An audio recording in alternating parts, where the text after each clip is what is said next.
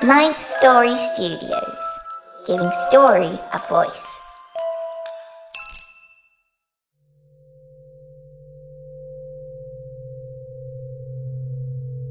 I'm David Ault, and you're listening to The Wicked Library.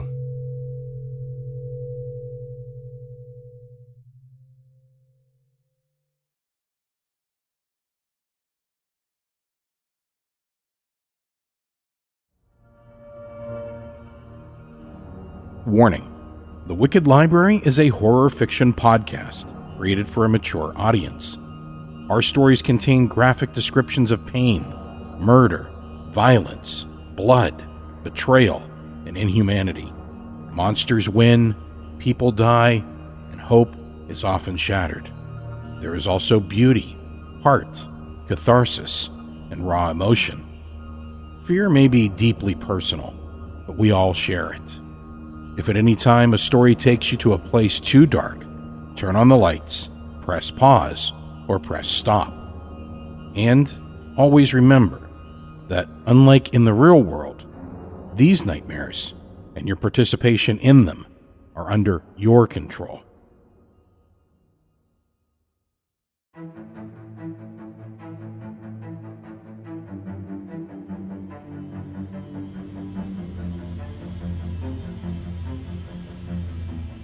Welcome back to the Wicked Library. I'm Daniel Foytik, and I thank you for listening. Before we get started today, just a quick thank you to those of you who are supporting the show. Without your support, this show would not be possible.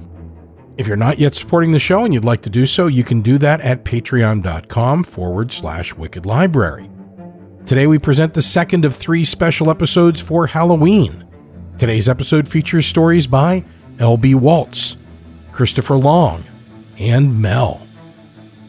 Continuing our theme, these tales are told in the style of sitting around a campfire and listening to spooky tales. So bundle up, gather round the fire, and sit back with some hot apple cider or something a little stronger for Volume 2 of Wicked Campfire Tales. And check back tomorrow, Halloween, for Volume 3.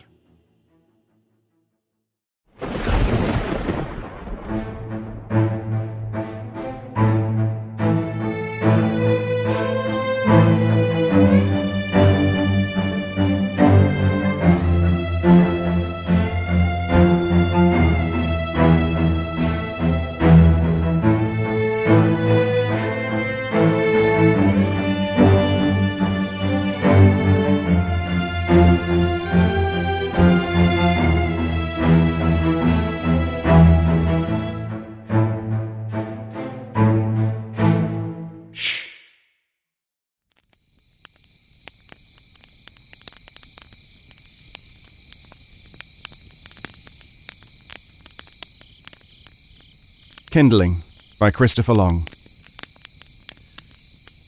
Some folks don't do so well out here on their own. That's what the park ranger had said to me when he'd seen me pull up. I tried telling him this wasn't my first time, whilst making a point of showing him all the kit I'd brought along. It's not cheap stuff, and I've used it plenty of times before, but did that impress the old boy? No, it did not. Not even my tent over there, and let me tell you, that tent can survive storms. I guess he wasn't to know camping's in my blood. I get it from my dad. We'd go camping together when I was growing up. It was our little escape. We'd sit around a fire and he'd tell me stories. Stories about things like you, now that I think about it. We'd get a lot of stupid deaths up in the hills, that ranger had said, obviously convinced I wasn't listening. Some people must just forget how to survive the night. He'd made it sound like he'd find some burnt body sprawled in the ashes of their own fire and have himself a good chuckle. Now I have to wonder if he ever dreamt those people might have encountered something like you out here. And more importantly, I want to know how many stories those other hikers told you before they realized they were never getting home. Of course, that ranger's warnings didn't stop me. I got my gear on and started walking, telling myself I'd be fine once I got moving, but I was far from fine. I was jumpy. It didn't help that I never saw another soul out on the trail to distract me. I even got a little scared of the sound of my own footsteps once I was deep amongst the trees up here. They echo everything back at you. That's probably why I called it a day earlier than I'd planned. You must have seen how easily I got this fire going. I set it right in the middle of these old stones where it looks like a few other campers had lit their fires before me. Maybe that's where I went wrong, because I lit that fire and there you were, sitting beside it like you'd been waiting for me. At first, I thought you were just a trick of the light. I was pretty tired and you stayed so quiet. You didn't whisper until you caught me looking at you. You didn't speak until the first time you knew I'd seen you clearly. And I swear I did my best to ignore you. I tried telling myself you were just one of my dad's old stories rattling around my head. Only you started asking me questions, and even though I knew deep down not to answer you, I also knew I could only resist for so long. I guess your sort depends on that. You started demanding your stories from me not long after I told you my name. That must be how it works. You've been drawing them out of me ever since. How long has it been? I'm sure I've not seen the sun rise yet, but it can't be the same night this all started. We've been out here for days, haven't we? I know I'm losing my voice, and I know I'm running out of stories. I don't want to think about what's going to happen when the fire dies out, or how that old park ranger is going to find my body when the sun finally does come up again.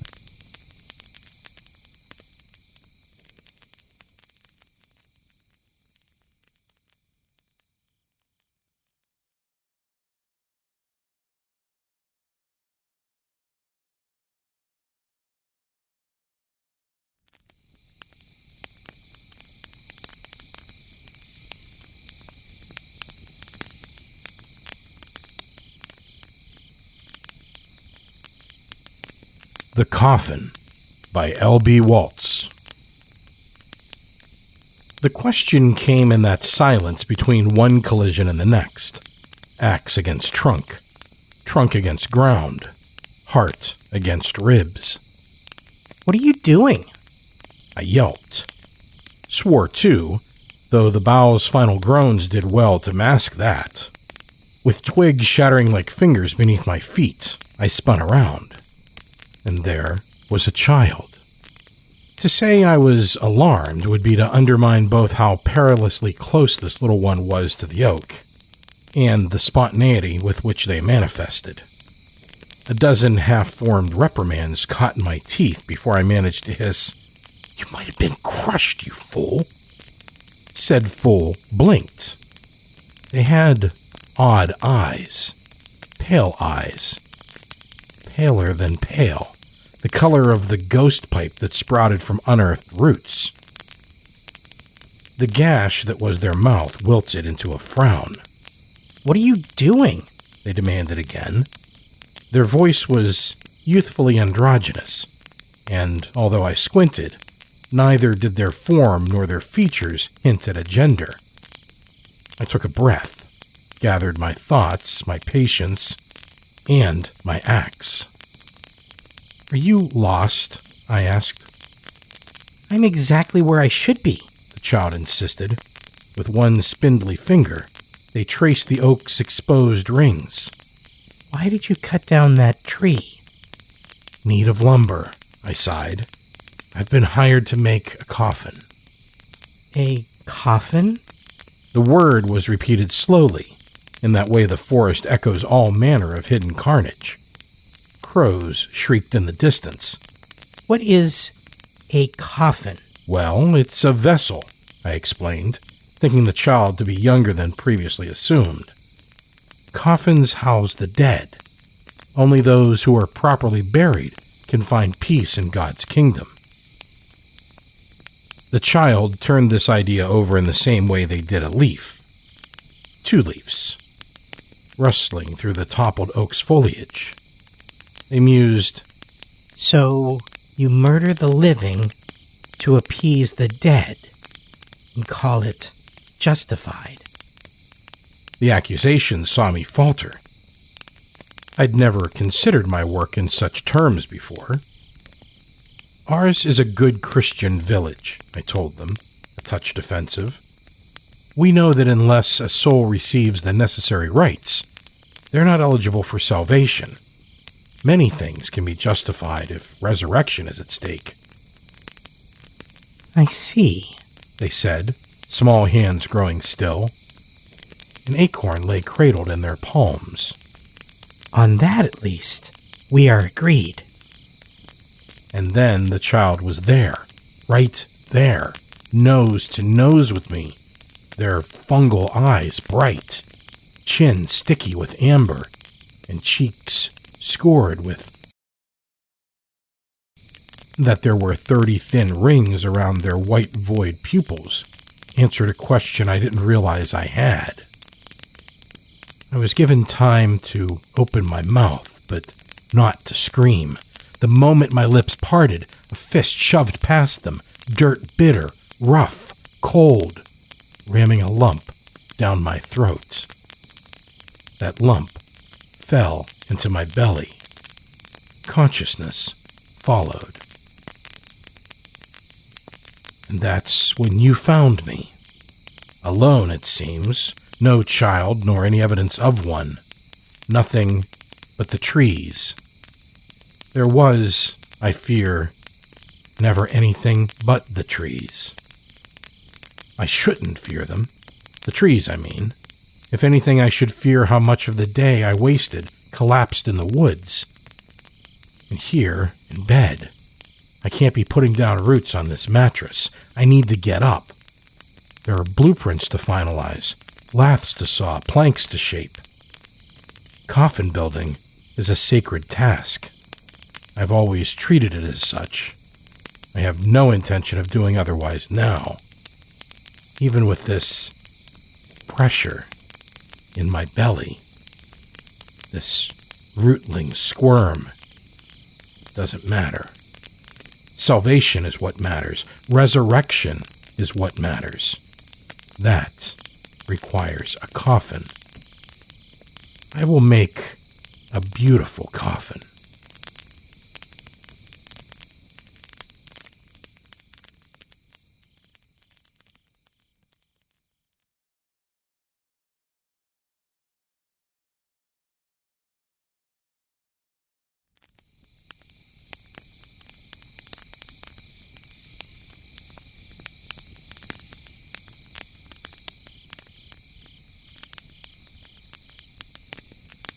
Slice the Thread by Mel. I was never superstitious, but I was always a good child. No matter how absurd, you don't question your parents in a Korean household. Don't wear black to weddings. Don't eat the tips of chicken wings. Cover your thumbs around cemeteries. Never give a knife as a gift. One evening, I sat across from my mom and finally asked her where the knife omen came from. Her body stilled, blade in hand, against a radish she was peeling. The cuts into the flesh as clean as a butcher, and so shallow the skin looked paper thin. Her eyes lifted, and she laughed lightly, as if this were tea time and I was being droll. "An old custom," she finally spoke. "Too ominous to gift a knife to someone you love. You'll quarrel with them forevermore." Her eyes tightened at my laugh. "One day, your doubt is going to get someone hurt." My mood soured. Did she have to take this so seriously? There were hundreds of American superstitions that she never adhered to. So why did I need to follow any? I had a friend who I cooked with weekly, meal prepping together, our way of still seeing each other despite their hectic married life. I told myself I wasn't bitter, that I wasn't angry when I saw the cuts on their fingers. Their spouse too cheap to use the household funds to buy a proper knife. They got a new wound daily when the cheap dull blade slipped and nicked their finger. They explained, "Since it's dull, I never hurt myself too badly." I was fed up. Enough so that as much as my family's superstition clawed at my gut, I ordered a good knife for their birthday. I bit my lip as I watched for my friend's reaction and for some ancient god to smite me for daring to disobey my parents and some contract I had signed by being born to uphold tradition. But it didn't happen. My friend was overjoyed. They used it immediately, and the smile on their face was everything. That, and the fact that they weren't cutting themselves raw on dull blades anymore. I felt so proud of my choice until it went wrong. What used to be friendly texts about our interests turned into snipes about how I always looked at things in black and white. Friendly conversations soured into venting sessions where I either had to listen on and on or join in and rub my emotions dry. Our weekly sessions became a mockery of camaraderie. I could do nothing right. Our mutual aggravation sharpened until I begged them to stop the snipes and the complaints.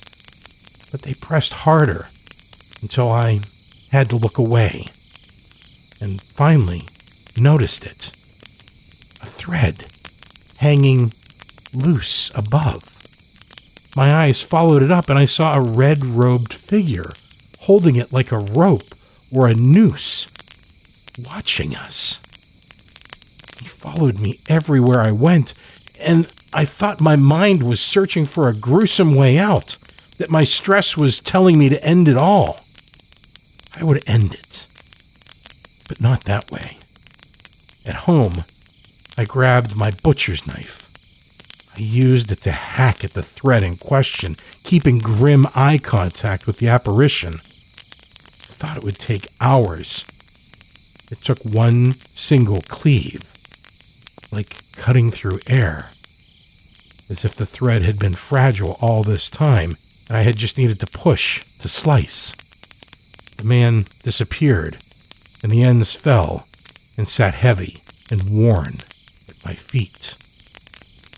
I never heard from my friend again.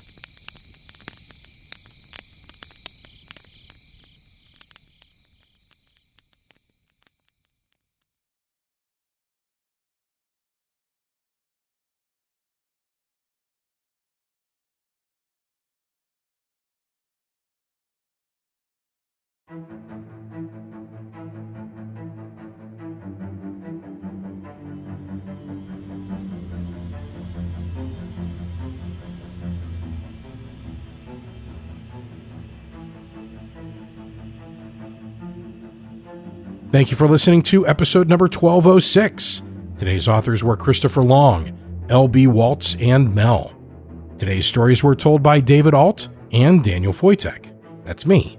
It's been my pleasure to be your host today, and we hope you'll join us again tomorrow for part 3. Our resident composer and executive producer is Nico Vettese at the Inky Paw Print. Artwork for today's episode was created by Greg Schaefer. Our producers are Meg Williams and Daniel Foytik. To find out more about the Wicked Library and other Ninth Story Studios shows, visit thewickedlibrary.com and ninthstory.com. And if you'd like to hear your own story on the Wicked Library, submissions are now open. Check our website at thewickedlibrary.com for more details and requirements. To keep this collection of dark tales coming, please support the Wicked Library at patreon.com/Wicked Library. You can also help us by leaving a 5-star rating and short review on Apple Podcasts, which helps other folks find the show. The Wicked Library is created by Ninth Story Studios, LLC, all rights reserved.